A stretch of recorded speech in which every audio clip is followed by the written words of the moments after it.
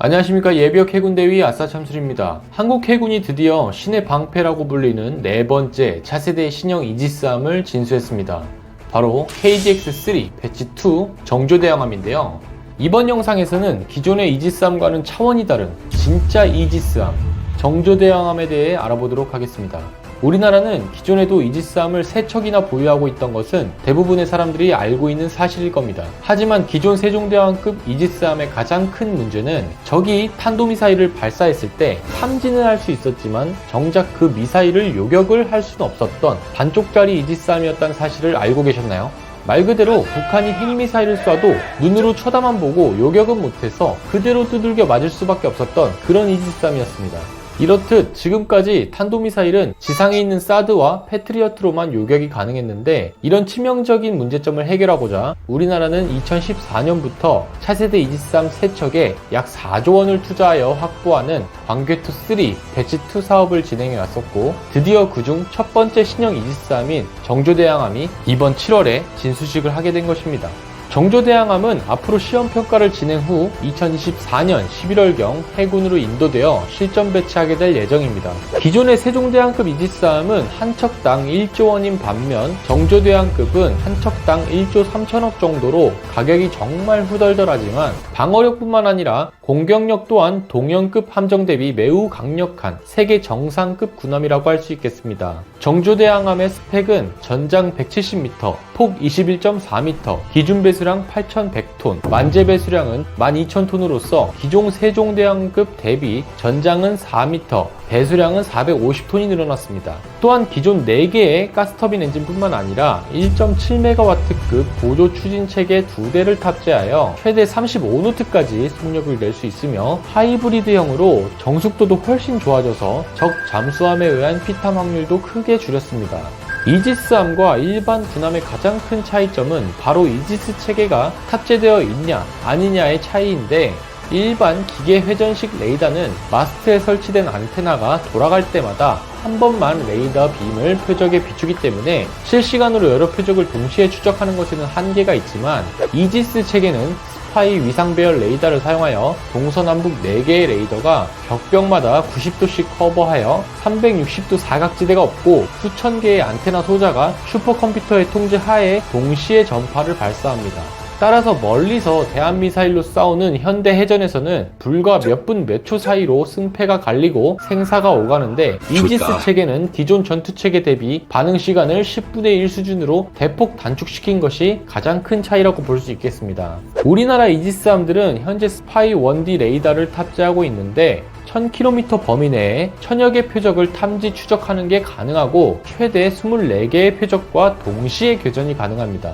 또한 교전 우선순위를 설정해주고 아군과 적군을 자동 식별해주는 등 첨단 기술이 탑재되어 있으며 미 해군 주력 전투함인 알레이버급 이지스함도 마찬가지로 같은 성능을 지니고 있습니다. 그리고 이번에 정조대항함에 추가된 것 중 하나는 마스트 최상부에 X밴드 3차원 대공 레이더인 SPS-560K가 장착되어 있는데 이것은 적 대한미사일을 최대한 먼 거리에서 탐지가 가능하고 대한민국이 개발한 국산 단거리 대공 미사일인 해공 또한 유도할 수 있는 레이더입니다. 한국형 수직 발사 체계인 KVLS는 기존 이지스함이 128개인 것에 대비 88개의 셀로 줄었는데 이것은 셀 내부 용적이 2배가량 증가한 KVLS-2를 장착해서 그런데 여기엔 함대지 탄도미사일, 탄도탄 요격미사일, 초음속 대한미사일 등 첨단 미사일들을 장착할 수 있습니다. 처음에 말씀드렸다시피 기존 세종대왕급은 탄도미사일을 탐지 추적만 가능했고 요격은 불가능했으나 신형 정조대왕급은 탄도탄 방어 시스템인 BMD 5.0과 베이스라인 9.C2 버전이 탑재되어 탄도탄을 요격하는 능력까지 갖추었는데 SM3나 SM6와 같은 SM 계열 요격미사일 또한 사용할 수 있습니다. 추가로 IAMD라고 하여 통합 공중 및 미사일 방어 능력도 탑재했습니다. 기존 이지스 전투체계는 탄도미사일을 대응 시 다른 대공 탐지 기능이 멈추는 한계가 있었습니다.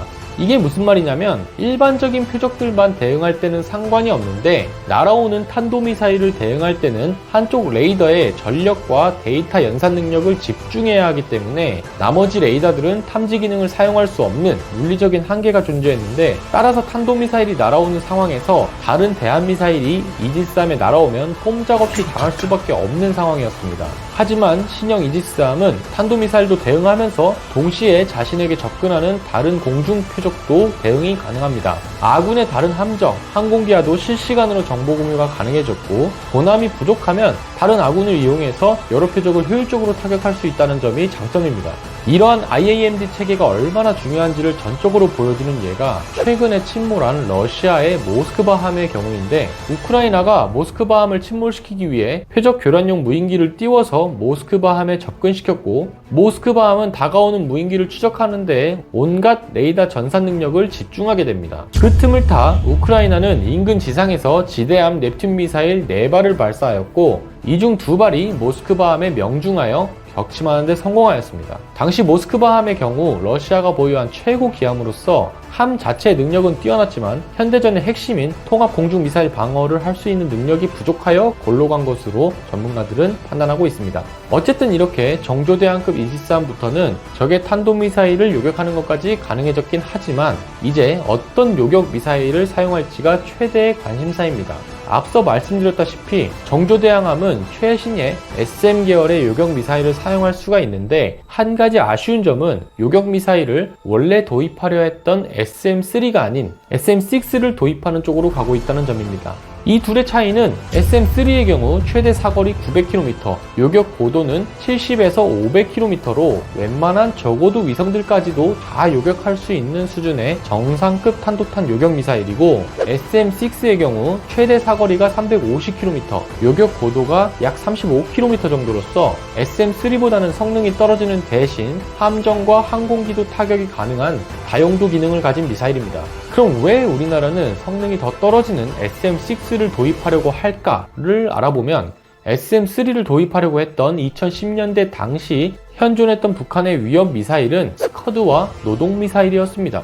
이 탄도미사일들은 일반적인 포물선 궤도를 그리는 형태로서 비행 고도가 높고 낙하 속도가 빨랐습니다. 사거리가 500에서 1300km, 비행 고도는 150에서 300km였는데 우리가 가지고 있던 육상의 패트리어트, 천궁2 같은 미사일로서는 낙하 속도가 빨라서 요격이 어렵다고 판단하여 높은 고도에서 막을 수 있는 SM3나 사드를 보유하는 것만이 최선의 선택이라고 판단했고, 따라서 지금까지는 사드를 도입하여 고고도 미사일을 방어해 왔었는데, 특이한 점은 2019년 이후 북한은 사드를 피하기 위해 신형 미사일인 KN-23, 일명 북한판 이스칸데르, 그리고 KN-24, 북한판 에이테킴스라는 미사일을 배치하기 시작합니다.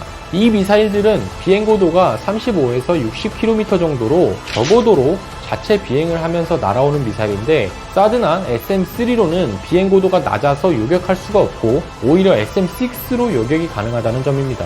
그리고 현재 북한 스커드 미사일과 노동 미사일은 내구 연한이 도래하고 있어서 점진적으로 퇴역하고 있는 중이라고 합니다. 또 하나 가장 큰 문제는 예산입니다. 국가 안보를 위해서는 물론 더욱 좋고 더욱 강력한 것만 사고 싶은 건 누구나 마찬가지일 텐데, SM3의 경우 한 발당 무려 250억 원이나 합니다. 사드가 한 발당 150억이고 패트리엇이 한 발당 48에서 62억 원인 것에 비하면 정말 비싼 무기입니다. 그렇다 해서 확률상 한 발만으로 100% 모든 탄도미사일을 다 요격할 수 있는 것도 아닌데 말이죠. 반면 SM6의 경우 한 발당 50억 정도 합니다. SM3 대비 5분의 1 가격이며 북한의 신형 저고도 미사일 요격이 가능할 뿐만 아니라 항공기, 함정은 최대 370km 떨어진 표적까지 타격이 가능합니다. 따라서 가성비만 놓고 보자면 SM6가 SM3보다는 조금 더 괜찮은 선택일 수도 있는 것이죠.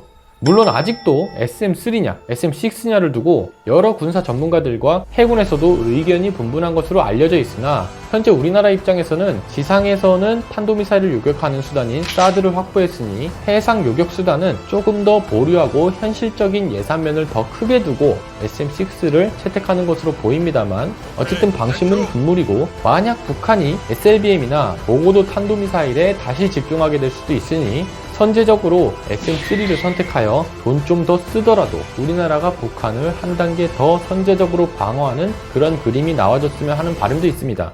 이렇게 우리나라의 차세대 신형 이지스함 정조대왕함에 대해 알아보았는데요. 나머지 신형 이지스함 사업 또한 차질 없이 잘 진행돼서 국가 안보에 보탬이 되었으면 좋겠고, 더 나아가서 우리나라의 군사적 외교적으로도 더욱 실용적인 무기들이 많이 도입되었으면 좋겠습니다. 끝으로 지금 이 순간에도 국방 수호를 위해 힘쓰고 계신 모든 국군 장병 여러분들께 존경하고 감사하다는 말씀을 드립니다.